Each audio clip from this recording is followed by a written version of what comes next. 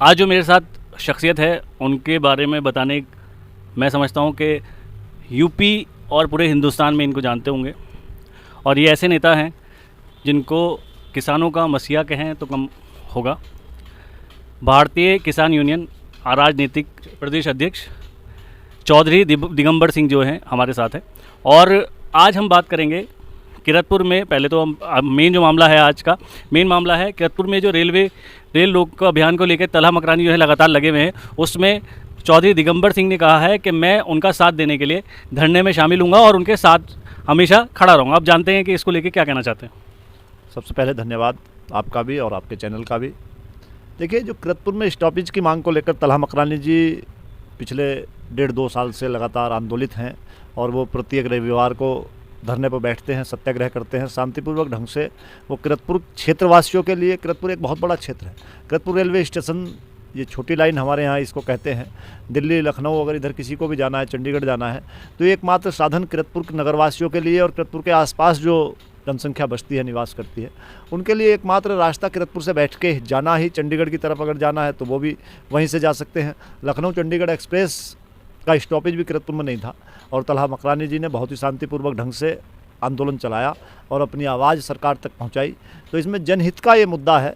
किरतपुर क्षेत्र की जनता को तलहा मकरानी जी का इसमें सहयोग करना चाहिए। ये कोई पॉलिटिकल विषय नहीं है, ये जनता का विषय है और जनता से जुड़ा हुआ विषय है, इसलिए इसमें सहयोग करना चाहिए। उनका टेलीफोन मेरे पास आया, उन्होंने मदद मांगी कि आपको तो आंदोलन में आना है।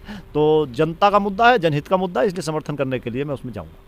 अच्छा, जैसे कि आपके बारे में कहा जाता है कि जिस भी धरने में आप पहुंच जाते हैं वो धरना कामयाब हो जाता है, क्योंकि क्या है कि आप दिल से जिसके साथ जुड़ते हैं, दिल से आप उसके साथ जुड़ते हैं और आप वो जो मुद्दा होता है वो जनता के हित में होता है। तो ऐसे में ज़्यादातर आपके जो धरने देखे गए हैं वो कामयाब होते हुए देखे गए हैं। उसमें ये भी देखा गया है कि आपको कई दिन धरने में, और कई जगह ऐसा भी हुआ कि लाठीचार्ज हुई, हंगामा बहुत हुआ, मगर आप लगे रहे। तो अगर जैसे इस तरह की बात, जैसे किरतपुर की मामला आ रहा है, तो इसमें भी लोग उम्मीद लगा सकते हैं कि आप इसी तरह से लगे रहेंगे उनके साथ। देखिए, इस आंदोलन को तलहा मकरानी जी चला रहे हैं।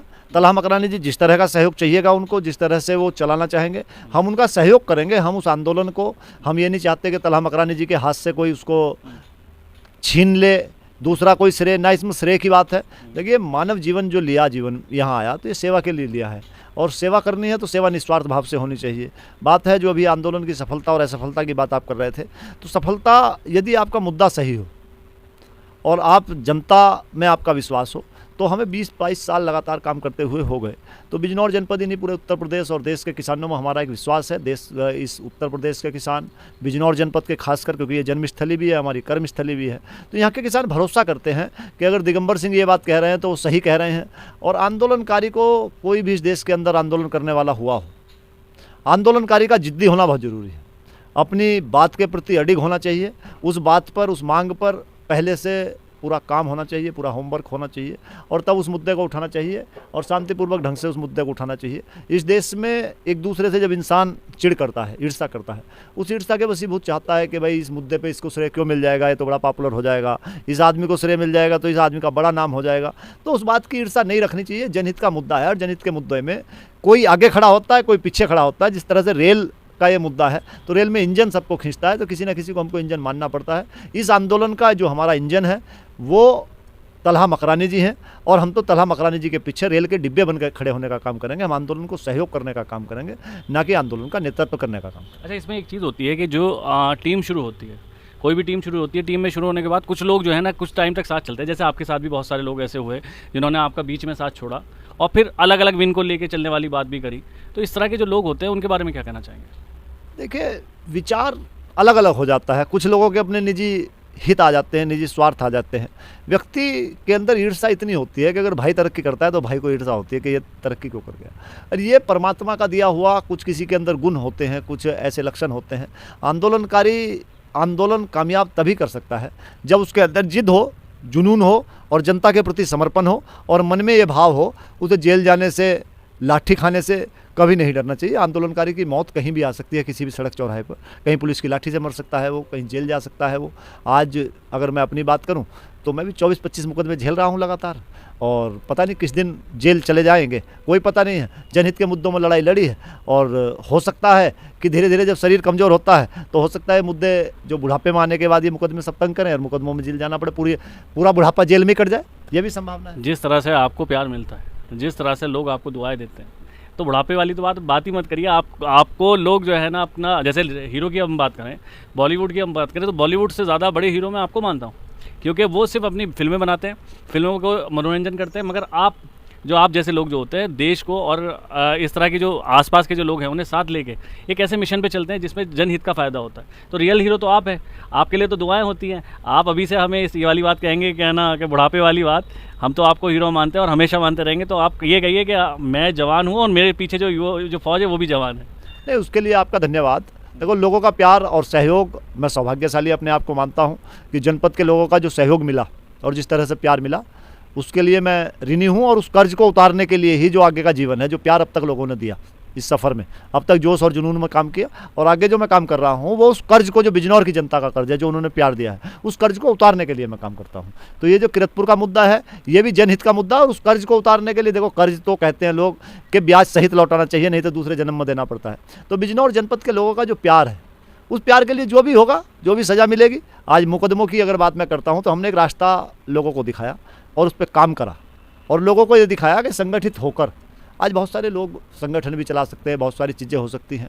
लेकिन हमने वो दौर भी देखा है कि जब बरकतपुर शुगर मिल हो, बुंदकी शुगर मिल हो या बिलाई शुगर मिल हो, वो किसान को वहाँ धरने पे भी नहीं बैठने देते थे। इस ज़िले के बहुत बड़े मंत्री और बहुत नामचीन व्यक्ति हैं, और आंदोलन में भी उनका नाम रहा है, उनको भी उन्होंने धरने पे बिलाई शुगर मिल ने नहीं बैठने दिया था और उठवा के फिकवा दिया था, और ये कह दिया था कि 250 मीटर की परिधि में आप नहीं बैठ सकते।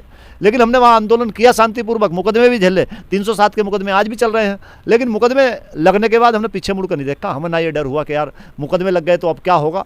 तो आंदोलन में कभी मैंने पीछे मुड़ के नहीं देखा। मैं लगातार संघर्ष करता रहा हूँ और लगातार संघर्ष करता रहूँगा। कुछ युवा जो है आपको देख के आगे आना चाहते हैं, मगर परिवार के द्वारा उनको रोक दिया जाता है। परिवार के द्वारा कहा जाता है कि तू मत कर, तेरे पीछे परिवार है। तो ऐसे में उन युवाओं को क्या मैसेज देना चाहिए? देखो, उन युवाओं से भी मेरा ये निवेदन है, अपील है कि आज का जो नौजवान है वो एक तो नशे से बचे। चरित्रवान नौजवान इस देश का भविष्य है, और चरित्र के आधार पर ही लड़ाइयाँ लड़ी जाती हैं, चरित्र के आधार पर ही हम जीत सकते हैं। नौजवान आज का राजनीति में बहुत ज़ोर शोर से दिखाई देता है, और वो जो दिखाई देता है वो किसी न किसी को अपना आइडियल मान के वो लगता है। बहुत सारे लोग हमारे साथ भी आते हैं, उनको सुधारना पड़ता है, कहना पड़ता है। लेकिन उन लोगों की, नौजवानों की ये होती है पहले दिन आने के बाद, दूसरे दिन आने के बाद, कि कोई काम हम कर लें, कोई ठेकेदारी हम कर लें, कहीं दूसरे काम कर लें। तो राजनीति या संगठन चलाना या समाज सेवा करना, ये कोई व्यापार नहीं है। राजनीति जैसा कि आज व्यापार हो गया। सांसद, विधायक, लोग इसलिए संघर्ष करते हैं, बहुत सारे लोग काम करते हैं कि भाई हमने ये चला रखा है, कोई अभियान चला रखा है। कोई अभियान चलाते हैं तो ये देखते हैं कि इस गांव के लोग मुझे वोट दे देंगे, मैं विधायक बन जाऊंगा। मैं आँखों का ऑपरेशन कराऊंगा 10 लोगों की, तो ये लोग मेरे बन जाएंगे, मैं गांव का प्रधान बन जाऊंगा। तो इसलिए नहीं काम करना चाहिए। समाज के अंदर सेवा जो है निस्वार्थ भाव के साथ करनी चाहिए। इस भावना के साथ काम नहीं करना चाहिए कि मैं नेता बन जाऊंगा, लोग मेरी सुनने लगेंगे। हाड़ मांस का शरीर है, सब मानव हैं, और मानव की सेवा करना सर्वोपरि धर्म है। अभी अगर आप की वीडियो ज़्यादा लंबी ना हो तो मैं ये बताना चाहूँगा कि अभी देखो, जैसे आवारा गोवंश की समस्या आई उत्तर प्रदेश के अंदर, सब लोगों ने उस पर हल्ला गुल्ला किया। सब लोगों ने कहा कि आवारा गोवंश बहुत ज़्यादा है और इस आवारा गोवंश का समाधान होना चाहिए, संघर्ष होना चाहिए। तो उसमें सकारात्मक सोचने का दृष्टिकोण हमें रखना चाहिए। हमने अपने संगठन के लोगों को एक सकारात्मक दिशा दी। हमने उनसे कहा कि भाई गौशालाओं का निर्माण कराया जाए, जहाँ ग्राम सभा की ज़मीनें हैं उनको ज़मीनों को खाली कराया जाए। उस पर प्रशासन पर दबाव बनाया, ज़मीनें खाली कराई, और फिर एक मूवमेंट को उसके जोड़ दिया कि जो नौजवान अपने जन्मदिन को होटलों में जाके मनाते थे, जो नौजवान कहीं घूमने जाते थे, उस घूमने में कई कई हज़ार रुपये खर्च करके आते थे, उन नौजवानों से हमने अपील की और उनसे कहा कि जब आपका जन्मदिन हो तो अपने जन्मदिन को आप इस रूप में मनाएं कि गौशाला पे आपको चारा पहुंचाना है, आपको रास्ते में हेलमेट बांटने हैं। लोगों ने वो स्वीकार किया और पिछले 1 साल से करीब 300-400 लोग आज तक अपना जन्मदिन गौशालाओं पर जाकर मना चुके हैं। हमारे कहने मात्र से हेलमेट वितरण करते हैं लोग सड़कों पे आकर। हमारे संगठन का प्रत्येक कार्यकर्ता उस काम को करता है। तो जनपद की गौशालाएँ चल गई, जनपद की गौशालाओं में कोई समस्या कम हुई कुछ उस तरह से। और आगे भी हमारा ये है कि भाई इसका समस्या का पूरी तरह से समाधान हो, क्योंकि पशु के बिना खेती संभव नहीं थी कल। आज हमने मान लिया कि पशु आवारा है, छोड़ दिया पशु को, पशु धक्के खाता घूम रहा है। इसी तरह से सकारात्मक सोच के साथ काम करना चाहिए। अब जैसे बिजनौर जनपद की हम बात करें तो बिजनौर जिले में गन्ना का उत्पादन बहुत ज़्यादा है। इस बार भी 15 जून तक शुगर मिलें चली और नई शुगर मिल जनपद में कोई लगने को तैयार नहीं थी, चूँकि 15 किलोमीटर का दायरा था। और एक शुगर मिल लगाने के लिए पिछले 15 साल पहले एक ज़मीन खरीदी गई गोहावर के पास चांगीपुर में लक्ष्मी ग्रुप के द्वारा, लेकिन जनपद के जनप्रतिनिधियों का उस तरफ ध्यान नहीं था और ना जनता के जो शुगर मिले हैं वो शुगर मिल उनमें कोर्ट में और वहाँ तक चली गई। हमने आंदोलन किया धामपुर शुगर मिल के खिलाफ पिछले साल, और वहाँ रिलीफ मिला, और चांगीपुर में नई शुगर मिल इस साल हमारे जनपद के किसानों को मिल जाएगी। अच्छा, एक चीज़ एक है, जैसे टेक्नोलॉजी आ रही है, हाईटेक टेक्नोलॉजी आ रही है, अब किसानी में भी हर मशीनों का इस्तेमाल किया जा रहा है। किसान जो है, जैसे अगर धान निकालना है उसके लिए बड़ी बड़ी मशीनें मंगा रहा है, तो इसमें जो वैसे किसान थे जो खेत में काम करा करते थे, और वो बहुत सारी चीज़ें होती थी जो किसानों के द्वारा होती थी, वो धीरे धीरे वो ख़त्म होती जा रही है, और लोग हाईटेक होने के साथ साथ जो है कमज़ोर भी होते, शारीरिक रूप से कमज़ोर भी होते जा रहे हैं। तो इसको लेके भी आप लोगों की तरफ से कोई मिशन आएगा या नहीं? देखिए, फिजिकल मेहनत, अब मशीनरी युग आने की वजह से आदमी ने शारीरिक मेहनत कम कर दी, और जो टेक्नोलॉजी की बात आपने कही है, किसान के बच्चों को टेक्नोलॉजी पर ध्यान देना चाहिए, और ये ध्यान देना चाहिए कि आने वाला समय किस फसल का है। टेक्नोलॉजी के नाम पर जो सरकार के द्वारा किसानों को अनुदान पे ट्रैक्टर, टिलर, हैरो छूट पे दी जाती हैं, लेकिन उन्हें टेक्नोलॉजी के नाम पे चंद जो माफिया हैं, जो दलाल हैं, वही उस टेक्नोलॉजी पर पूरी तरह से कब्जा किए हुए हैं। सर्वर के द्वारा गड़बड़ की जाती है। पिछली बार हमने उसमें पकड़ा धकड़ी की और बिजनौर में FIR भी कराई उसके खिलाफ, सर्वर डाउन करने के उसमें। अब तो चोरी भी क्राइम जो है ना, वो चोरी भी साइबर है, टेक्नोलॉजी की ही चोरी है, विचार की ही चोरी है। अब ऐसी चोरी नहीं कि तमंचा लेके जाके चोरी कर ली। तो इसलिए किसान के बच्चों को देखना चाहिए। बिजनौर जनपद दिल्ली के नज़दीक का जनपद है, यहाँ बहुत सारे लोग हैं जो नए नए तरीके से खेती कर रहे हैं और बहुत मोटा मुनाफा भी कमा रहे हैं। हमारे बिजनौर में एक सिरके का किसान है जो ऑर्गेनिक सिरका पैदा करता है। मैं एक बात कहता हूँ बड़े दावे के साथ, आपके चैनल के माध्यम से भी कहना चाहूँगा कि इस देश के अंदर कोई भी उद्योगपति आया वो लगातार तरक्की करता चला गया। किसान क्यों पिछड़ता चला गया? इसके दो कारण हैं। एक कारण तो पहला ये है कि किसान की फसलों के दाम उस अनुपात में नहीं बढ़े, सरकारों के द्वारा नहीं बढ़ाए गए जिस अनुपात में बाजार में महंगाई बढ़ी, दूसरी चीज़ों के रेट बढ़े। दूसरी बात यह है कि हम टेक्नोलॉजी में कहीं मार खा गए। वो मार टेक्नोलॉजी की क्या खाई कि हम ये नहीं समझ पाए, किसान के बच्चे ये नहीं समझ पाए, अगर वो गन्ना बोने पे लगे तो गन्ना ही बोने पे लगे सब लोग, गेहूं बोने पे लगे तो सब लोग गेहूं बोने पे लगे। टेक्नोलॉजी का मतलब ये है कि देश में आने वाला समय किस चीज़ का है।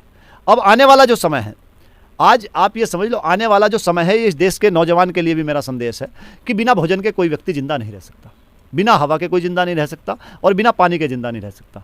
व्यापारियों ने पानी इस देश के अंदर बेचना शुरू कर दिया, और भोजन पैदा कहाँ होता है? किसान के घर। तो आज और शुद्ध भोजन खाने के लिए इस देश के अंदर लड़ाई शुरू होगी, और जो पेस्टिसाइड युक्त भोजन मिल रहा है वो भोजन खतरनाक है, मानव स्वास्थ्य के लिए खतरनाक है। आज हार्ट अटैक की समस्या इस तरह से बढ़ गई है कि 20-20, 25-25 साल के लोगों को हार्ट अटैक आ रहे हैं, वो भोजन, पानी और हवा के ही कारण आ रहे हैं। तो हम स्वास्थ्य को मानव स्वास्थ्य से जोड़ के, अगर किसान का बच्चा मानव स्वास्थ्य से जोड़ के अपने खेत के अंदर ऐसे भोजन पैदा करे कि जो मानव स्वास्थ्य के लिए लाभदायक हो, केवल उत्पादन ना हो, और उनका मार्केट तलाश करे, तो उससे तरक्की की जा सकती है। ये एक नई क्रांति की शुरुआत होगी, और हम जनपद के अंदर इस तरह के नौजवानों को तैयार कर रहे हैं। अभी यहाँ आपके किरतपुर ब्लॉक में मौजमपुर के पास एक गाँव पड़ता है, वहाँ मछली की खेती के लिए कुछ लोगों को हमने प्रोत्साहित करके उसमें लगाया है, कुछ लोगों को हम यहाँ ऑर्गेनिक खेती के लिए प्रोत्साहित कर रहे हैं। और आज तो और ये एक दुर्भाग्य है कि पहले किसान ये कहता था कि मैं अपने घर का दूध पीता हूँ, आज उस दूध के अंदर भी जहर है। वो दूध के अंदर जो जहर है वो खेत से आ रहा है, किसान ने पेस्टिसाइड डाला है उस मात्रा में उसके अंदर, और जब चारा गाय को खिलवाता है और गाय का दूध पीते हैं हम, जिस गाय का, उस गाय के दूध से जहर पीते हैं। पहले कहते थे माँ डायन नहीं होती, पूत कपूत हो सकता है, लेकिन माँ डायन नहीं हो सकती। आज माँ अपने हाथ से जो दूध देती है वो जहर है उस दूध के अंदर। तो ये सारी चीज़ें समझने की ज़रूरत है, और किसान के बच्चों को इस तरफ जाने की आवश्यकता है कि पेस्टिसाइड मुक्त खेती, जहर मुक्त खेती, अच्छे बीज की खेती। आज ऑर्गेनिक के नाम पर कह लो बाजार खुल गया, आज बीज के नाम पर बाजार खुल गया। मोनसेंटो जैसी कंपनी जो बीज का कारोबार करती है, उसका बजट हमारे भारत देश के बजट से बड़ा बजट है। ये एक बहुत बड़ा खिलवाड़ है नागरिकों के साथ, किसान की तरक्की में भी बाधक है, तो देश के स्वास्थ्य में भी बाधक है ये सारी चीज़ें, क्योंकि बीज के साथ खिलवाड़ कर दी। अभी आप यहीं बाहर निकलेंगे, आप देखेंगे एक यहाँ लौकी का पेड़ है, बहुत ज़ोर से वो फैल रहा है, तो यहाँ बच्चे कहते रहते हैं कि भाई इस लौकी पर फल क्यों नहीं आ रहा। इस लौकी पर फल नहीं आएगा जब तक इसके ऊपर किसी दवाई का स्प्रे नहीं होगा। अच्छा, जैसे वाली बात भी कही जाती है कि एक इंजेक्शन आता था ऑक्सीटोसिन, और उससे क्या होता था कि जैसे गाय को इंजेक्शन लगाया तो दूध ज़्यादा देने लगी, या किसी सब्ज़ी में लगाया तो सब्ज़ी का साइज़ बड़ा हो गया। ये क्या, किस तरह की दवाइयाँ हैं ये? ऑक्सीटोसिन उन जानवरों को लगाते थे जिनके बछड़े या बछिया जिनका बच्चा मर जाता था तो वो दूध नहीं देते थे, वो नहीं होते थे, वो खतरनाक है, वो मानव स्वास्थ्य के लिए बहुत ज़्यादा खतरनाक है ऑक्सीटोसिन। वो जो आज कैंसर जैसी स्थिति है वो ऑक्सीटोसिन जैसी उसके कारण है। उसके अंदर इंजेक्शन के अंदर ऐसे केमिकल हैं कि जो जल्दी दूध उतार देते थे, यानी कि शरीर के अंदर अनचाहे वो जो अगर ऑक्सीटोसिन वाला दूध हम पिएंगे तो उस दूध को पीने से या उसका फल खाने से ये होता है कि शरीर के अंदर अंगों की अनचाहे वृद्धि होने लगती है, और अनचाही वृद्धि को ही कैंसर कहते हैं। देखिए, बहुत जानकारी आज मिली होगी। आपने देखा कि दिगंबर सिंह जो हैं, लोग इनके बारे में कहते हैं कि गुस्सा बहुत ज़्यादा करते होंगे या इनको गुस्सा बहुत ज़्यादा आता होगा, मगर आपने इंटरव्यू में देखा होगा कहीं से कहीं तक कोई गुस्सा नहीं, बहुत कुछ समझाने की कोशिश, और ख़ास तौर से हम जैसे युवाओं को समझाने की कोशिश कि क्या हमारे लिए बेहतर है और क्या चीज़ हमारे लिए बेहतर नहीं है। अब देखना ये होगा कि तलहा मकरानी का जो धरना है उसमें किस तरह से वो धरना होगा या नहीं होगा। मैं मोहम्मद फराज, किरतपुर न्यूज़।